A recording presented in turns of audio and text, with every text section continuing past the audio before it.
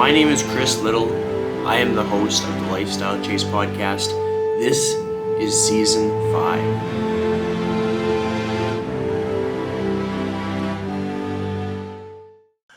All right. So welcome back to the Lifestyle Chase. I have brought back a frequent guest, Mr. Mark Zarate. How are you doing today? I am doing absolutely fantastic. I'm doing a lot better right now because this was a much needed surprise to be able to just chat with you. I mean, the podcast is great, but it's just seeing your face, chatting with you. It makes life happier once again. Not that I wasn't happy before, but it gives it a gigantic boost.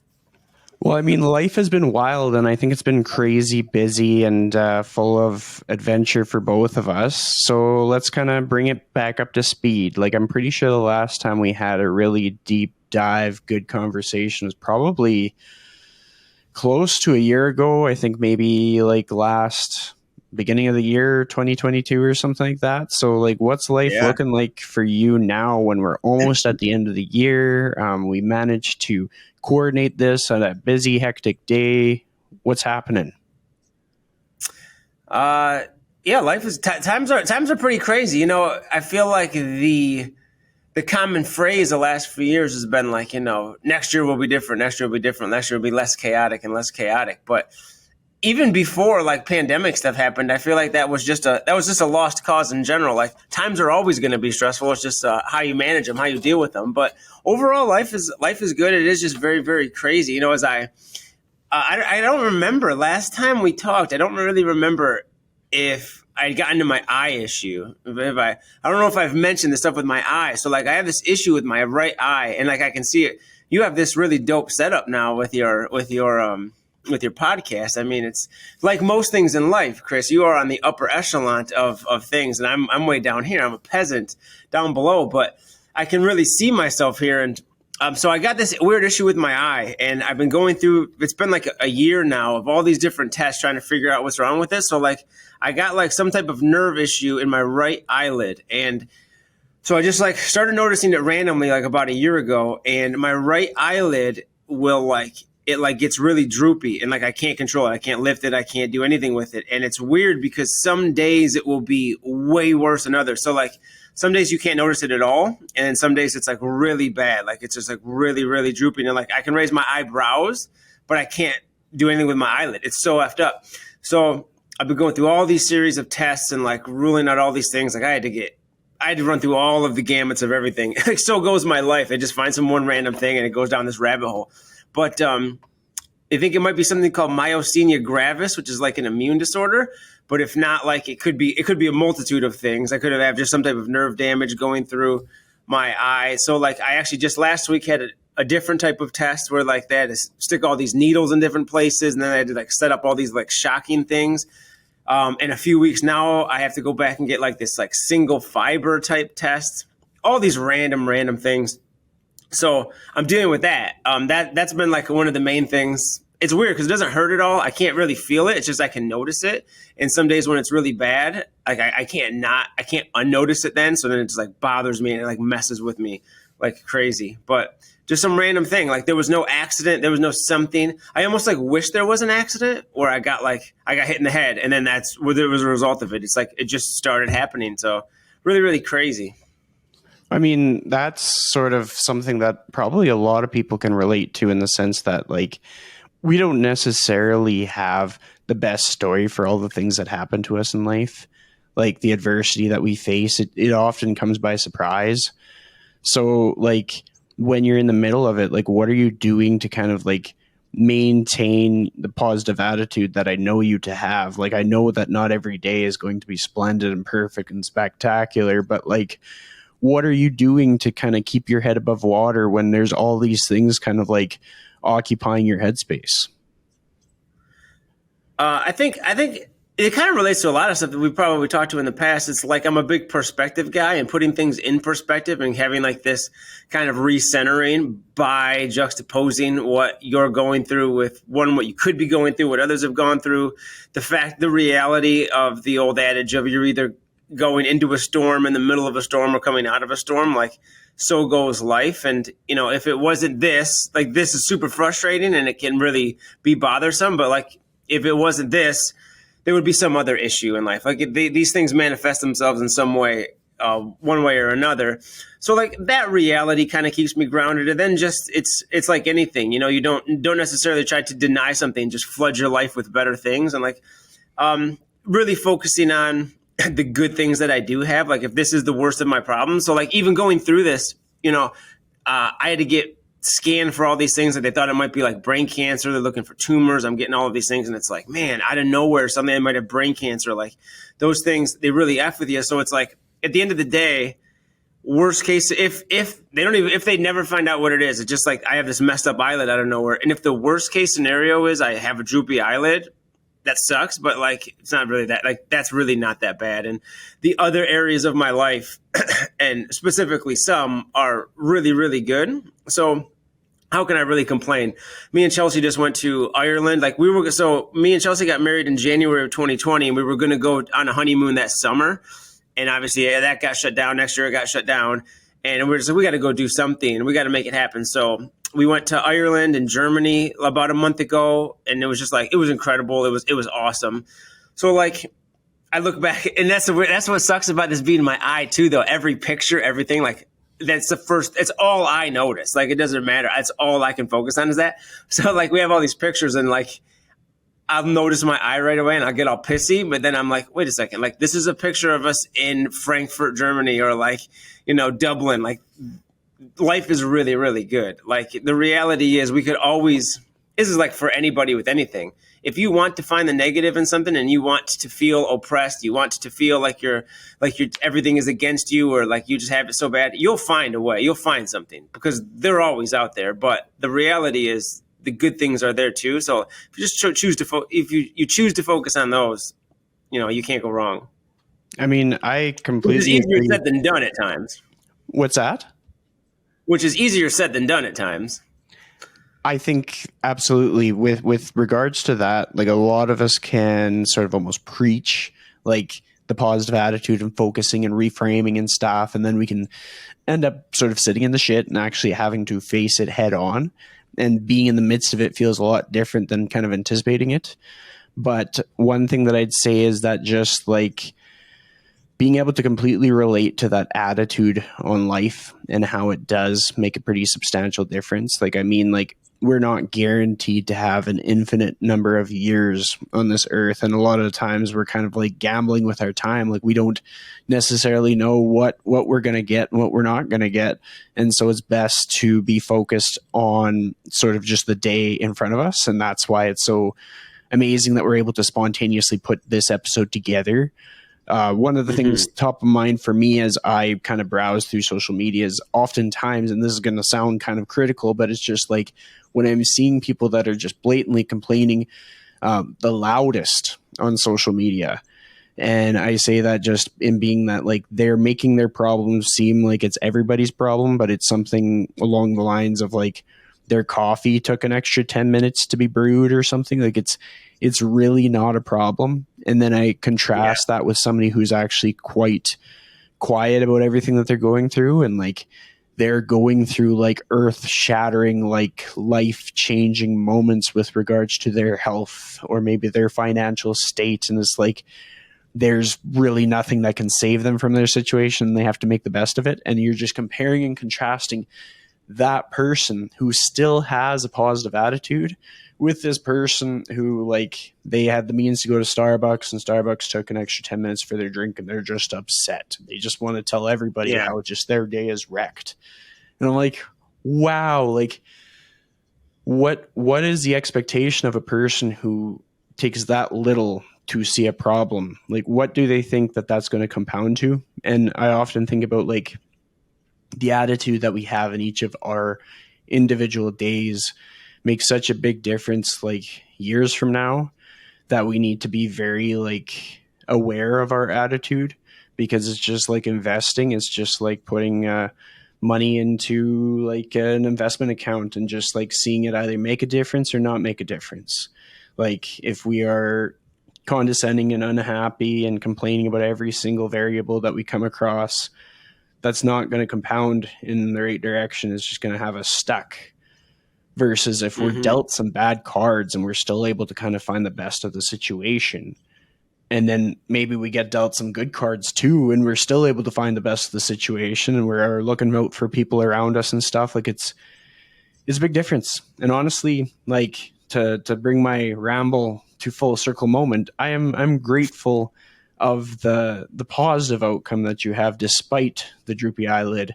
It's kind of like you're in one of those situations where you still have a little bit of control, and I think that's pretty awesome. Like that's great, and hopefully more good news to come as time goes on. Yeah, and I think there will be it's being in the unknown in these situations, I think, is the worst. Like sometimes bad news is almost better than no news, because when you're waiting, when you're looking for something and you're expecting something to come, maybe this speaks to having certain expectations and where you set the bar. But like,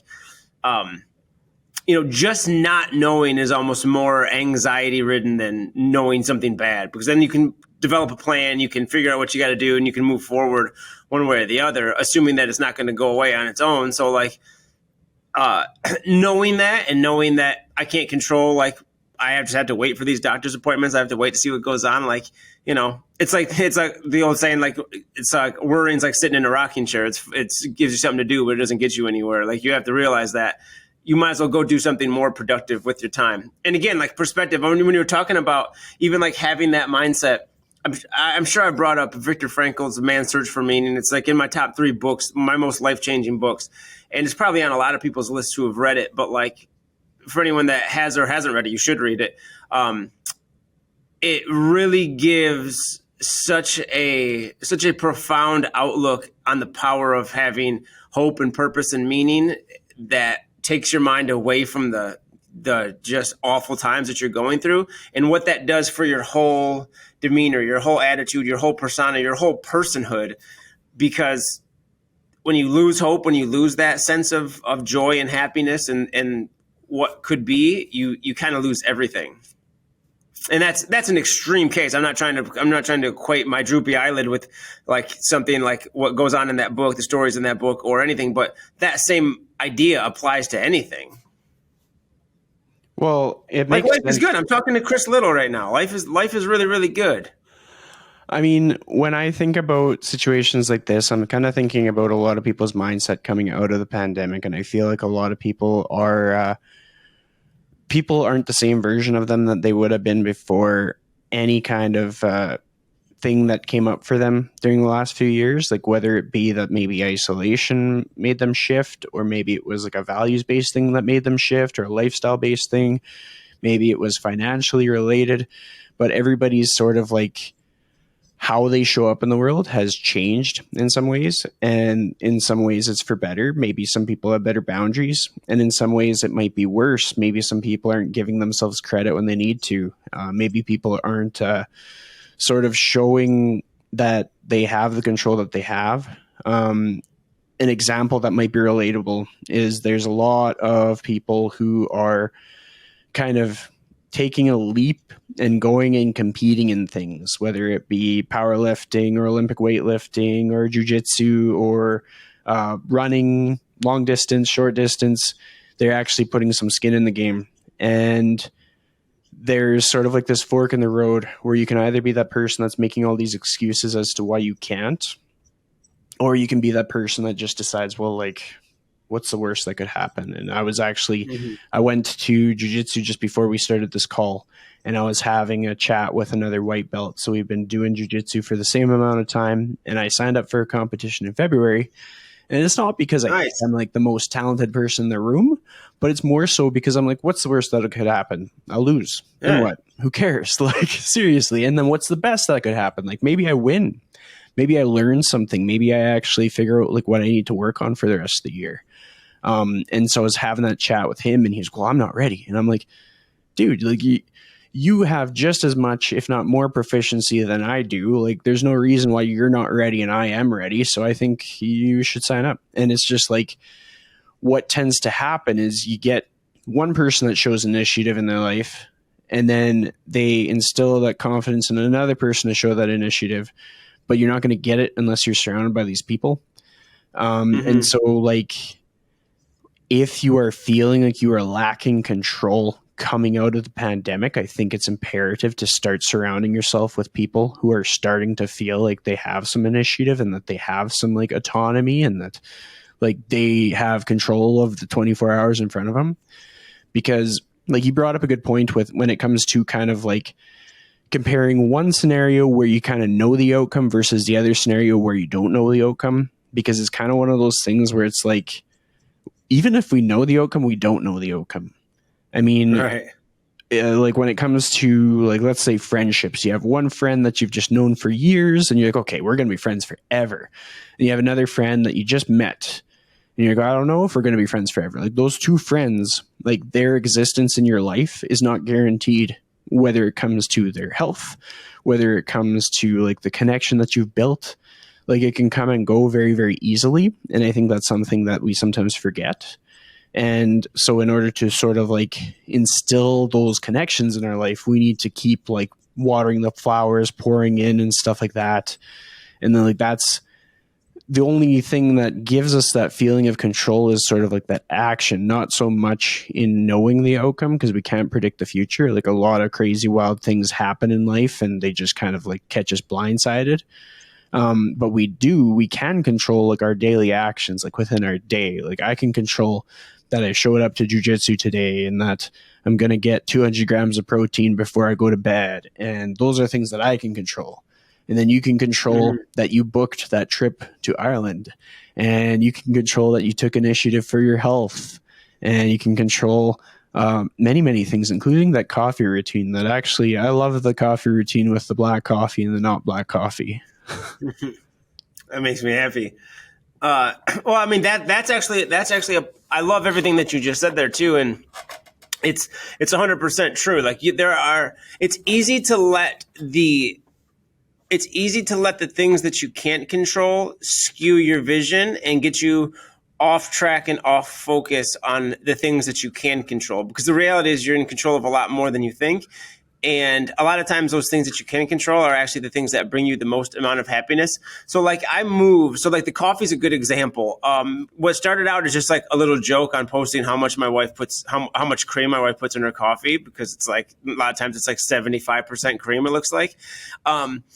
What started out as just a joke poking fun at her, it's really a symbol of, so like the coffee's a great example. So I work out before, so I get up at 4:00 every day and I work out before I go to work. And I can easily let those things run long. And we moved super close to work, to where I work. So we moved to where I could walk to work. And it would take me about an extra 15 minutes, 20 minutes. Let's say it would add an extra 20 minutes to my morning, 15 minutes to be, if I was moving quick. That's not a lot of time, and it would give me more steps, and it would be great. But I don't do that. I don't walk to school. I still drive because I don't want to sacrifice more sleep getting up early.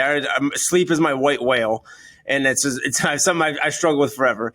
But that would cut into a morning 15 to 20 minutes of our time together to have coffee and BS and talk before work. And that is exponentially more valuable than the extra steps I would get to work. And I move enough anyway throughout the day. So it's not like I need those extra steps. That would be great. But that time is more valuable. And I could get 15 or 20 minutes of extra sleep. Mornings can be really stressful. We could both be doing other stuff. But that time is something that we can control, and it's exponentially more valuable than anything else. All the other stuff going on, my eye, the stresses at work, all the stresses of life, that's a 15-minute block of time every single day. That's a non-negotiable because of how much value it adds. And, as much as anyone with as busy as you are, 15, 20 minutes are extremely crucial sometimes. Like you could be doing so many other things that would be very, very helpful in other areas. And I have like a workaholic tendency, and like it's easy for me to just burn the candle at both ends all the time. And as the older I get, the more I'm realizing the necessity, and not only realizing the necessity, but kind of like you alluded to earlier, like carving out and making it a point to do the things that you have control of and seeing the value it adds to your life. Like you saying, I'm going to sign up for this tournament. I'm not ready. What do I know? I don't know anything. I'm not going to be ready. And you could mother F yourself in your head up and down and then just not do it and talk yourself out of it.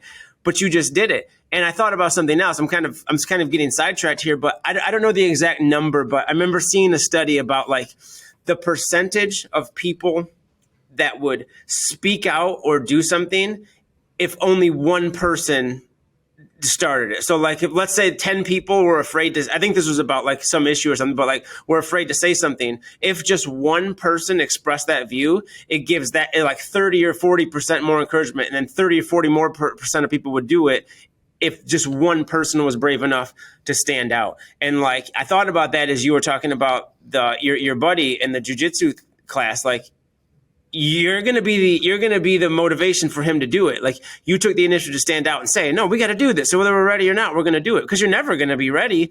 And that does parlay into this like ripple effect on other people. And you're absolutely right. Maybe coming out of the last few years, if you feel like you need a change, if you feel like you want to do something in a certain direction, maybe the first step is find those people that you want to emulate, that you want to be around, that are going to be those go-getters. And eventually you will become that too.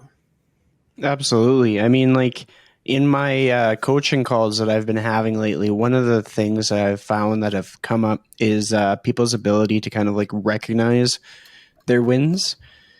Like I would say that a lot of people are in some way, shape, or form, like either through work or through just the emotional bandwidth that has been taken up with just everything, whether it be social media, news, etc. Like they're burnt out. And so we're forgetting how to kind of like take the things that are going well and be able to use that as like the vehicle for the next thing. One of the examples that I've done is with one of my clients. I got her to look back to a point before she started working with me.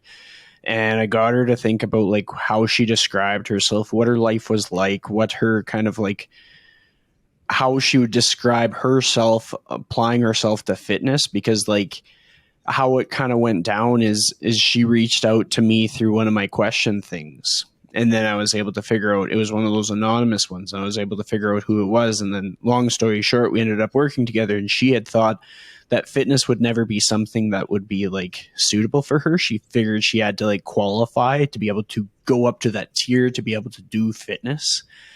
And she thought that like remote training or like online coaching was going to be something much different than what it was. And then there's so much of the exercises and movements that she previously would have thought that she wasn't able to do, or maybe even like out loud said she wasn't capable of doing it because it hurt, or like she didn't have the range of motion. And now she herself is demonstrating and she's documenting it and she's telling me about it and she's showing me that she can do it. And so just that contrast. And it's when you are in that like journey and you're the one doing all the things, you don't give yourself credit. Some people do, but most people don't. And I think it's very important that we get better at that, because that is how we kind of keep our morale high. That's sort of like how we set ourselves up for that next step, that next leap. That's how, like, if we don't know what we're doing that's awesome, it's hard to kind of like inspire other people to do awesome things if we're just like talking poorly of ourselves. And so I just find there's so much opportunity for people to get better at looking inward, at looking at what they're able to do, at kind of reassessing like how they are spending their time, what they're focused on, what actions they're taking, maybe what actions they're not taking, maybe doing a self-audit, things like that. Because like everybody got a little bit shook up the last few years, and for better or for worse, we got to move on, and we got to like figure out what our next steps are, and we got to take opportunities that are in front of us and be our best self. And not to sound lame, but it's just like you get one life, so how are you going to live it? Yeah. And I think the assessment is big too. Like these are like deep reflective things I've been thinking a lot about. Like my mindset on a lot of stuff has been emboldened, I would say. I don't even want to necessarily say changed, but just it's been emboldened, I think is the better term. And you get this a lot in teaching too. Like it's kind of the basis behind everything teaching is like, what are you doing with assessments? Like how does that actually, it's one thing to realize certain things in life, regardless of whether it's with your health, your fitness, your outgoingness, your career, your whatever. And it's a different thing to act upon them. So like, what are you actually doing with, and how has your life changed based off of the assessments that you take in your life? And like, what are you doing to take steps? Like what actionable, tangible, recordable, measurable things are you doing to move the needle forward in the direction that you're going? So like, and again, I could apply this to numerous things in my life, but like if we're just going to take a broad example of like health and fitness, which I think is good because I think most people listening to this are into things like that or looking into bettering their health and fitness in some way. It's like you can know without a shadow of a doubt over the last few years where you've effed up. Like you don't need a deep introspection. You don't need a big breakdown of like all the ways that you aren't hitting your protein goals or your carb goals or your calorie intake. Like most people at a foundational level can just be like, I've been eating horrendously. Like I haven't been moving at all. Great. Doesn't matter. Like there's no judgment there. It's like, it is what it is. But like, what are you doing to actually move forward? You can know you want to change, but what are you doing to actually change? You can know you want to better your lives in this way, but are you actually doing them? Maybe the last few years has like for me, I've been thinking a lot about just like the way I perceive certain things and the way I'm very content. So I'll use myself as a perfect example. I'm very content in life. And to the point where I would say I'm very, very happy. And I'd say I've always been. And I think that my contentness with things leads me to just not speak out on things because I just don't care. Like, it's just like, whatever, like people are going to do whatever they do. But like the more you don't act on things just because it's easier not to, the more that comes back to bite you down the road.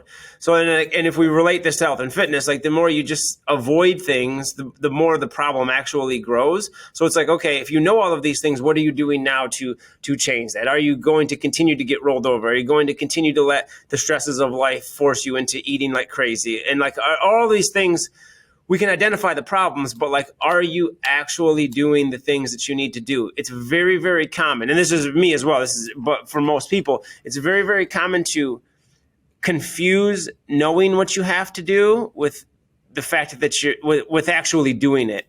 And it's easy to get guised by you think you're doing like, this is something I'll say a lot is like, it's easy to confuse thinking you're doing everything right when in reality you're doing like one or two things right. So you just hinge on those things and you're being ignorantly blissful or blissfully ignorant, I should say, in avoiding all the other things that are really what the things that are effing you up. So like, what are you actually doing? I guess my long-winded way of saying like, can you measure the things that you are actually doing to change your life toward the direction that you're trying to go?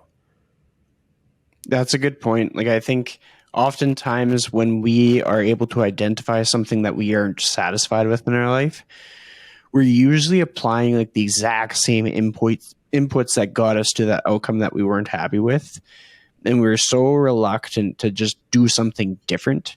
And like, just to call myself out, like my actions would often be consistent if I wasn't finding that I was like having enough time to not be working, I would end up just like working more, and that didn't necessarily solve the problem.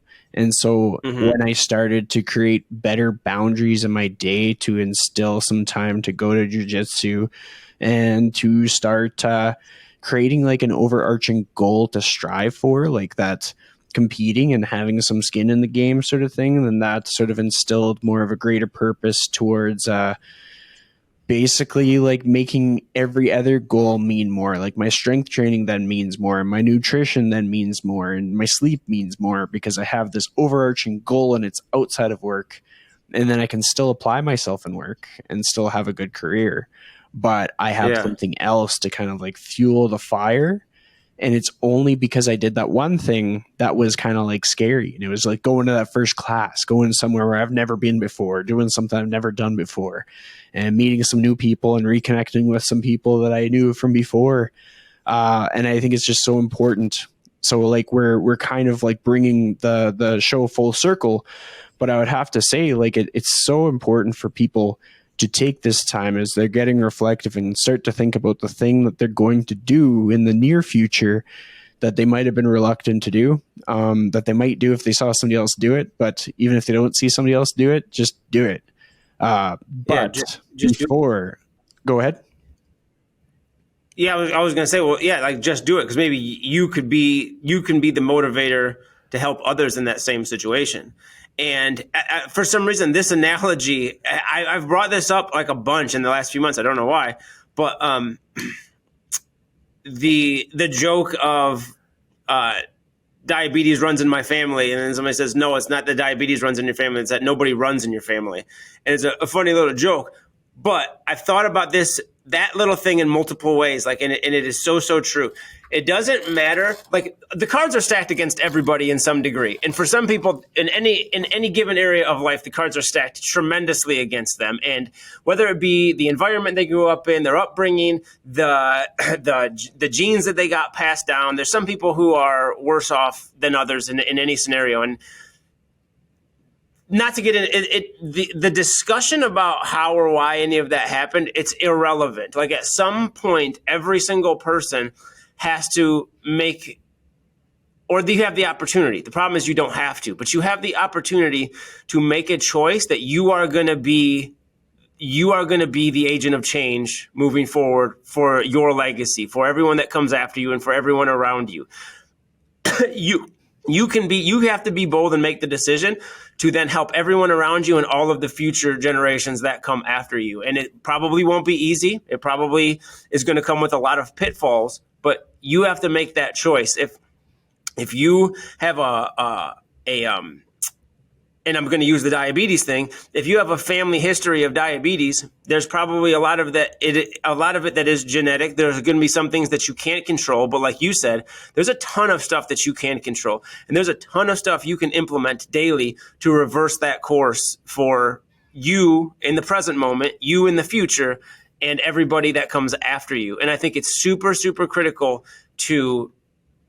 And you alluded to something about this earlier, like, you don't even have to pass judgment on your past self or past people in your life. It doesn't matter. Just put all of that in the rearview mirror, and don't look in that rearview mirror anymore. Just look out the front window and look at where you're headed, because you can change exponentially more than you ever give yourself credit for if you just start taking action on something. Love that. And we both have a hard stop coming up here, so I'm going to give you an opportunity to leave our audience with just like one piece of advice that you have for them. I guess if I'm going to give a piece of advice coming off of this conversation, it's twofold. It's find one area in your life that you want to improve in, and take action on that. Whether it's a small or big step, just do something. And then the second part of that is both tell people what you're doing and seek out those like-minded people or the people that you want to emulate. Find and surround yourself with the Chris Littles of this world, because they are moving forward, and you can ride their coattails, and it's going to take you to a good place. All I ever want to do is wake up and ride your coattails, Chris. I love that. That's awesome. And with that, we will wrap up this episode, but thanks so much for joining me today, Mark. Thank you. It was much needed.